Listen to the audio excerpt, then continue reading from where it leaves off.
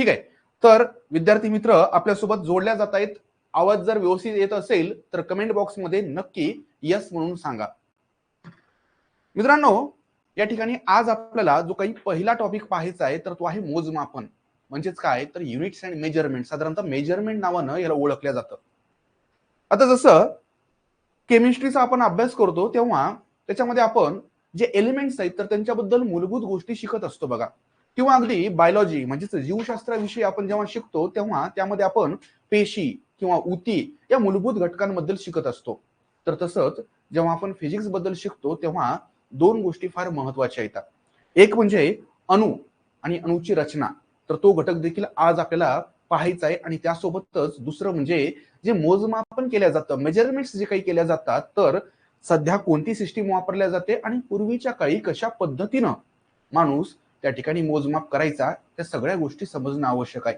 तरच आपल्याला फिजिक्स मधले जे काही पुढचे घटक आहेत जे थोडेसे ऍडव्हान्स लेवलला आपल्याला शिकावे लागणार आहेत, तर त्याच्यामध्ये मग त्या ठिकाणी वर्क आहे, फोर्स, एनर्जी, प्रेशर या पद्धतीच्या ज्या काही गोष्टी येतात तर त्या व्यवस्थित पद्धतीने आपल्याला समजायला उपयुक्त ठरेल. तर सुरुवात करूया मित्रांनो आपल्या या फर्स्ट टॉपिकला, ज्याचं नाव आहे मेजरमेंट. मित्रांनो, मेजरमेंटची गरज कशा पद्धतीनं निर्माण झाली हे समजून घेणं गरजेचं आहे. अगदी सुरुवातीला अश्मयुगीन माणसाला साहजिकच मेजरमेंटची कोणत्याही पद्धतीची गरज नव्हती.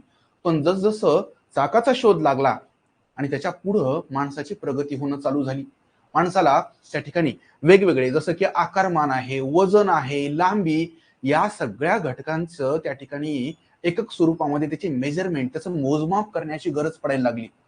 साहजिकच विकास फारच प्राथमिक अवस्थेमध्ये प्रायमरी स्टेजला असल्यामुळं माणसानं सुरुवातीला म्हणजे कोणत्याही संस्कृतीमधला माणूस असो, मग चीनी संस्कृती असो, मेसोपोटेमियन संस्कृती असो, की अगदी आपल्या भारतामधली प्राचीन सिंधू संस्कृती असो, तर ह्यांनी आपल्या शरीराचे जे काही वेगवेगळे पार्ट आहेत तर त्यालाच एकक म्हणून त्या ठिकाणी वापरायला चालू केलं. जसं की आपण शरीराच्या भागांचा उपयोग चालू केलेला आहे, ज्याच्यामध्ये लांबी मोजण्यासाठी आपण हात किंवा मग पाऊल, अंगठा या पद्धतीचे त्या ठिकाणी अवयव वापरणं चालू केलं. पण मित्रांनो, हे काय ॲक्युरेट असेल का? बिलकुल नाही.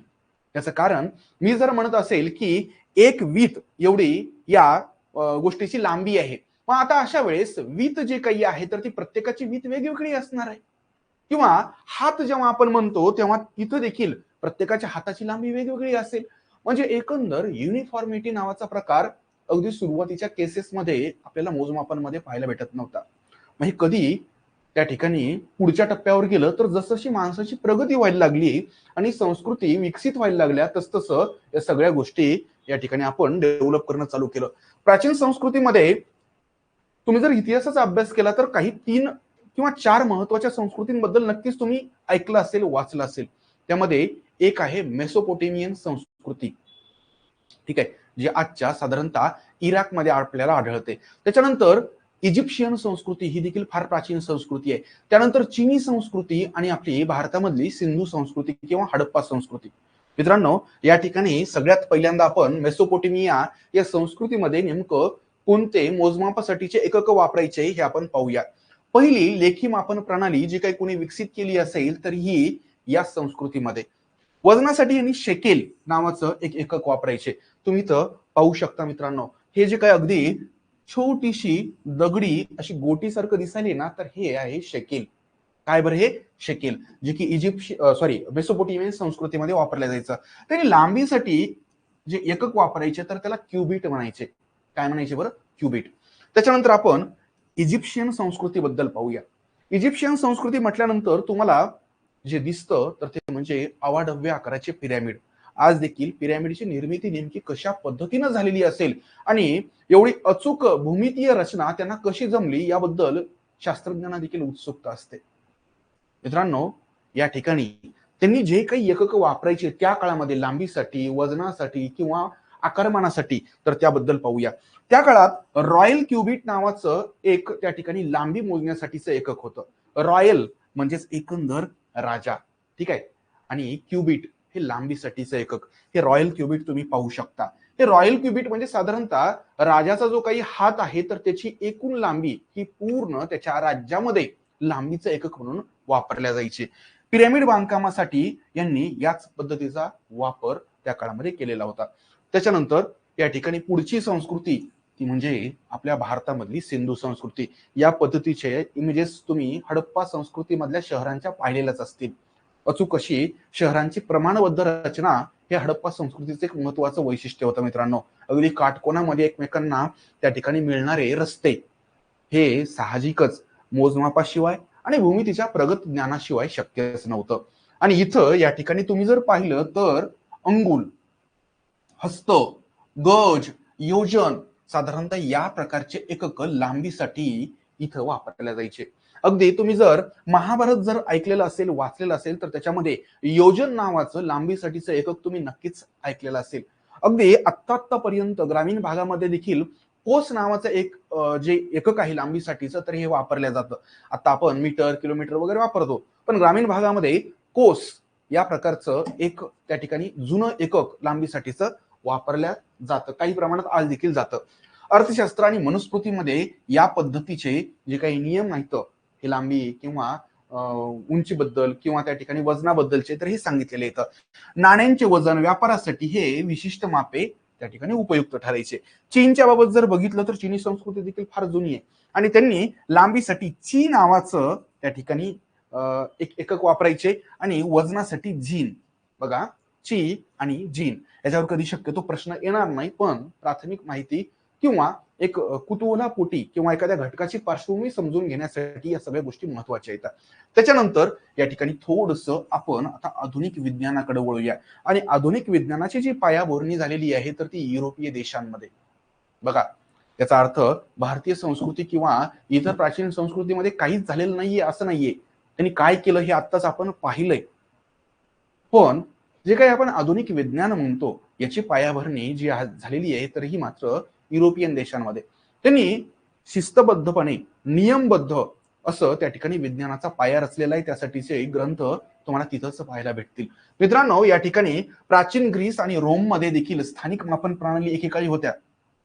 मध्ययुगीन युरोपामध्ये जर पाहिलं तर तिथं एक संध मापन नव्हतं. एक संध मापन म्हणजेच काय तर खूप जास्त व्हेरिएशन होतं. मग प्रत्येक राज्य हे त्यांच्या सोयीनुसार हे माप वापरायचे आणि मग ह्याच्यामध्ये युनिफॉर्मिटी नसल्यामुळे भरपूर गोंधळ व्हायचा. बरोबर आहे. त्याच्यानंतर वैज्ञानिक क्रांतीनंतर मात्र यंत्र जे आहेत तर ते मोठ्या प्रमाणात विकसित व्हायला लागले आणि ज्या काही गणिती प्रक्रिया आहेत आणि इतरही गोष्टी या गुंतागुंतीच्या व्हायला लागल्या आणि त्यामुळं हे जुने जे काही आपण मापन प्रणालीमधले एकक होते तर हे ढोबळपणे वापरणं आता शक्य नव्हतं. कारण आता अॅक्युरसी फार महत्वाची होती, अचूकता फार महत्वाची होती. तुमच्या एककांमध्ये जर अचूकता नसेल, युनिफॉर्मिटी नसेल तर अशा वेळेस वैज्ञानिक जे काही इन्स्ट्रुमेंट्स आहेत तर हे तयार करणं अशक्य. या ठिकाणी साधारणतः 1790च्या आसपास एक महत्वाची प्रणाली फ्रान्समध्ये विकसित झाली आणि ती म्हणजे मेट्रिक प्रणाली. आज देखील आपण बऱ्याच वेळेस मेट्रिक जी काही प्रणाली आहे, मेट्रिक सिस्टीम आहे तर तिचा उल्लेख करतो. बघा, फ्रेंच क्रांतीनंतर या मापन प्रणालीची गरज पडलेली आहे, फ्रेंच राज्यक्रांती. त्याच्यानंतर या मेट्रिक प्रणालीमध्ये लांबीसाठी जे एकक वापरलं जातं तर ते म्हणजे मीटर. त्याच्यानंतर पदार्थाचं घनफळ म्हणजेच काय तर व्हॉल्यूम, ह्याच्यासाठी त्यांनी लिटर हे एकक वापरतात किंवा वापरत असत. एक लिटर म्हणजेच काय तर अगदी 1000 सेंटीमीटर क्यूब हे देखील लक्षात ठेवा. एक लिटर म्हणजे किती तर 1000 सेंटीमीटर क्यूब. वजनासाठी त्यांनी किलोग्राम हे त्या ठिकाणी एकक वापरायचे. मोजमाप अधिक अचूक आणि त्यासोबतच युनिव्हर्सल सार्वत्रिक करण्याचा प्रयत्न या मेट्रिक सिस्टीमच्या माध्यमातून झालेला आहे. मेट्रिक सिस्टीम कुठं विकसित झाली असं जर विचारलं तर उत्तर असेल फ्रान्स. ठीक आहे.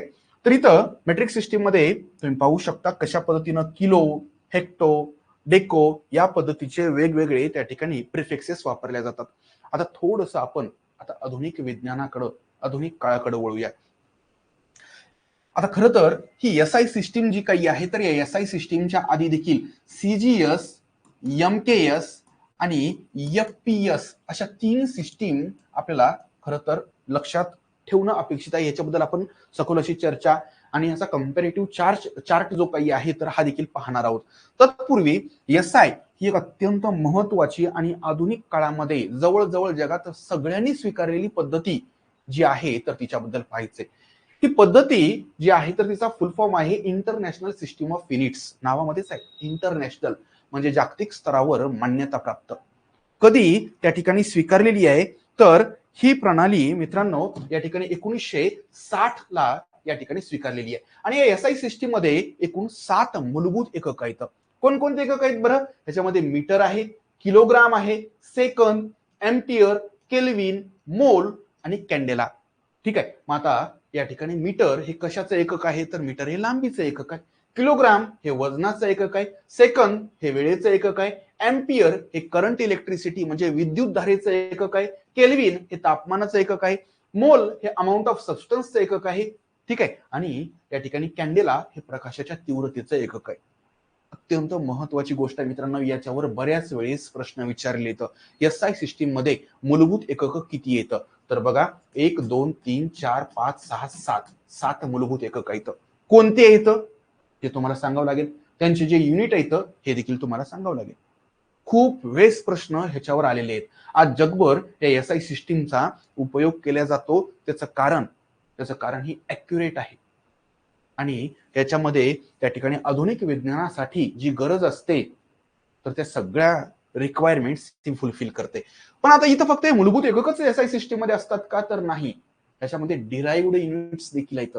त्याच्यामध्ये काय बरं? डिराइव्ड युनिट्स देखील आहेत. तत्पूर्वी या ठिकाणी थोडंसं भारतातल्या पद्धतीचा विकास जो आहे एसआय सिस्टीम पर्यंतचा तर तो आपण समजून घेऊया. त्याच्यामध्ये प्राचीन भारतामध्ये वैदिक आणि व्यापारी मापन पद्धती होती. आता ब्रिटिश काळामध्ये साहजिकच भारतावर ब्रिटिशांचं नंतर राज्य आलेलं आहे आणि ब्रिटिश काळामध्ये आपल्याकडं किंवा ब्रिटिशांनी देखील ज्या सिस्टीमचा उपयोग केलेला आहे तर ती म्हणजे FPS. एफ म्हणजे काय? तर फीट. फीट कशाचं एकक आहे? तर लांबीचं एकक आहे. साधारणतः 30 सेंटीमीटर म्हणजे 1 फूट आणि आपण साधारणतः फूट एक जनरली जर मोजायचं असेल तर या पद्धतीने मोजतो बघा. हे एवढं जे काही अंतर आहे तर ते 1 फूट आहे असं आपण ढोबळपणे म्हणत असतो. पी म्हणजे काय? तर पाऊंड. पाऊंड हे वजनाचं एकक आहे. ठीक आहे. ही मी FPS सिस्टीम नुसार सांगतोय. आणि एस म्हणजे सेकंद म्हणजे वेळेचं एकक आहे. म्हणजे एकंदर ब्रिटिश काळामध्ये या ठिकाणी इंच, फूट, पाऊंड अशा पद्धतीची ही प्रणाली होती. खरं तर या ठिकाणी इंच आणि फूट जे आहे तर हे अशा पद्धतीने बोलण्यापेक्षा फूट, पाऊंड आणि सेकंद अशा पद्धतीची ही सिस्टीम होती. आता इथं या ठिकाणी भारताने 1956 ला एक महत्वाचा असा निर्णय घेतलेला आहे आणि ती म्हणजे मेट्रिक सिस्टीम स्वीकारण्याचा. ठीक आहे. Standard of weights and measures act नुसार भारतानं मेट्रिक सिस्टीम जी स्वीकारलेली आहे तर ती 1956 ला. आज मात्र मेट्रिक सिस्टीम वरून आपण जगाच्या सोबत एक गोष्ट स्वीकारलेली आहे आणि ती म्हणजे एसआय सिस्टीम. मित्रांनो या ठिकाणी आता इथपर्यंतच जग थांबलेलं आहे असं नाहीये. आज एसआय सिस्टीम मध्ये देखील आणखी नेक्स्ट लेवलला मेजरमेंट्सचे जे डिव्हाइसेस आहेत, इन्स्ट्रुमेंट्स आहेत तर हे डेव्हलप झालेले आहेत. याच्यामध्ये या ठिकाणी जीपीएस असो, लेझर, सेन्सर्स, डिजिटल मीटर्स यांचा आजकाल वापर होतोय, ज्यामध्ये अगदी नॅनोमीटर लेवलला मेजरमेंट्स ह्या शक्य आहेत. ठीक आहे. त्याच्यानंतर या ठिकाणी एफपीएस सिस्टीम बद्दल, एमकेएस सिस्टीम बद्दल आणि सीजीएस सिस्टीम बद्दल थोडक्यात आपण कंपॅरेटिव्ह अशी माहिती बघूया. मी तुम्हाला ऑलरेडी सांगितलं एफ फॉर फीट असतं, पी फॉर पाऊंड असतं आणि एस फॉर सेकंद असतं. ठीक आहे. त्याचा वापर कुठं झालेला आहे तर हा मुख्यतः इंग्लंडमध्ये आणि त्यासोबतच इंग्लंडचं ज्या ज्या देशांवर राज्य होतं त्या भागामध्ये देखील या एफपीएस सिस्टीमचा बऱ्यापैकी वापर आपल्याला आढळतो. आणि म्हणूनच भारतामध्ये बघा आज देखील काही प्रमाणात का होईना फूट हे एकक वापरलं जातं. पाऊंड शक्यतो वापरल्या जात नाही पण फूट मात्र वापरल्या जातं. काही प्रमाणात युएसए मध्ये देखील ह्याचा वापर होता. आता याचं वैशिष्ट्य काय तर ट्रॅडिशनल सिस्टीम होती. त्याच्यामध्ये मापनामध्ये अचूकता कमी होती. म्हणजे एवढी काही ॲक्युरेट नव्हती आणि म्हणूनच ही सिस्टीम मागं पडली. लक्षात घ्या, वेळेनुसार जे आधुनिक तंत्रज्ञान आहे तर त्याच्या गरजा या सिस्टीम ज्यांनी पूर्ण केलेल्या नाहीये तर त्या मागं पडल्या. आज आपण एसआय सिस्टीमवर शिफ्ट झालो. कदाचित भविष्यामध्ये याच्याही पेक्षा ॲक्युरेट अशी सिस्टीम किंवा जे तंत्रज्ञान आहे तर हे आपल्याला स्वीकारावं लागेल. त्याच्यानंतर पुढची जी काही प्रणाली आहे तर ती आहे सीजीएस. सीजीएस आणि एमकेएस या अगदी एकमेकींच्या बहिणी आपण म्हणू शकतो. त्याच्यामध्ये C for centimetre, G for gram आणि एस फॉर सेकंद. म्हणजे बघा या ठिकाणी सीजीएस मध्ये अंतर हे सेंटीमीटर मध्ये मोजल्या जातं, वजन हे ग्राम मध्ये मोजल्या जातं आणि वेळ जी आहे तर ती सेकंदामध्ये मोजली जाते. कशासाठी वापरल्या जायचे तर साधारणतः जे काही जुनं भौतिकशास्त्र म्हणजे अगदी आईन्स्टाईनच्या काळामध्ये, न्यूटनच्या काळामध्ये जे काही फिजिक्स होतं तर त्याच्यामध्ये साधारणतः सीजीएस प्रणालीचा वापर वैज्ञानिक प्रयोगांमध्ये व्हायचा. पण इथं स्मॉल लेवलला, स्मॉल स्केलला ही उपयुक्त होती. पण साहजिकच सेंटीमीटर, तुम्हाला दोन शहरांमधलं अंतर जर सांगायचं असेल तर तिथं सेंटीमीटर हे युनिट वापरणं शक्य नाहीये.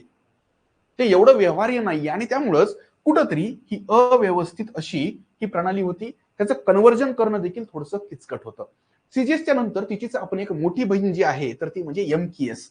ठीक आहे, आपण हिला मोठी बहीण म्हणू शकतो कारण तिथं सेंटीमीटर होतं अंतराचं युनिट, इथं मात्र आपण मीटर घेतो. 1 मीटर मध्ये किती सेंटीमीटर? 100 सेंटीमीटर. तिथं ग्राम घेतलं होतं वजनाचं युनिट, इथं किलोग्रॅम घेतलं. 1 किलोग्रॅम मध्ये 1000 ग्राम. सेकंद मात्र सेम आहे सगळीकडे. मग ते सीजीएस असो, एफपीएस असो का एमकेएस असो, त्या ठिकाणी इंजिनिअरिंग आणि जे काही मॉडर्न असं मॅथमॅटिकल कॅल्क्युलेशन्स असतात तर त्याच्यामध्ये साधारणतः एमकेएस सिस्टीमचा वापर व्हायचा. सीजीएस पेक्षा एकतर त्याचे युनिट्स मोठे असल्यामुळं त्या ठिकाणी मोठ्या गणितीय क्रियांमध्ये ह्याचा वापर शक्य होता आणि बऱ्यापैकी सीजीएस पेक्षा अधिक अचूक देखील ही प्रणाली होती. पण साधारणतः ही देखील आता बऱ्यापैकी मागं पडलेली आहे. आता पुन्हा एकदा जी मॉडर्न अशी प्रणाली आहे तर अशा एसआय सिस्टीम बद्दल आपण बघूया. एसआय सिस्टीम आज जगानं स्वीकारलेली आहे. मित्रांनो, या ठिकाणी 1960 ला आंतरराष्ट्रीय मानक प्रणाली जी आहे तर ही स्वीकारण्यात आलेली आहे. त्याच्यामध्ये मूलभूत एकक मी ऑलरेडी तुम्हाला सांगितलेले इथं 7 कोणकोणते आहेत? मीटर लांबीसाठीच आहे, किलोग्राम वजनासाठी, सेकंद वेळेसाठी, एम्पियर विद्युत धारा किंवा विद्युत प्रवाह ज्याला करंट इलेक्ट्रिसिटी म्हटलं जातं, केल्विन तापमानासाठी आहे, त्याच्यानंतर मोल पदार्थाचं प्रमाण अमाऊंट ऑफ सबस्टन्स जे आहे तर त्याच्यासाठी, आणि कॅन्डेला प्रकाशाची तीव्रता इंटेन्सिटी ऑफ लाईट. ठीक आहे. आता या ठिकाणीचे वैशिष्ट्य बघा. काय वैशिष्ट्य येतं तर ही प्रणाली जागतिक स्तरावर मान्यता प्राप्त आहे. ऑलरेडी बघितलं एसआय सिस्टीम ही जगानं स्वीकारलेली आहे 1960 पासून. वैज्ञानिक औद्योगिक असो किंवा व्यापारी वापर असो सगळीकडे ही प्रणाली उपयुक्त ठरलेली आहे आणि म्हणूनच जगानं स्वीकारलेली आहे. काय वैशिष्ट्य येतं तर अचूक आहे, सुसंगत आहे आणि युनिव्हर्सल आहे. ठीक आहे. आता हा जो चार्ट आहे तर हा अत्यंत महत्वाचा चार्ट आहे. आतापर्यंत आपण जे काही शिकलं तर हे सगळं या चार्टच्या माध्यमातून अगदी आपण एकत्रित स्टडी करू शकतो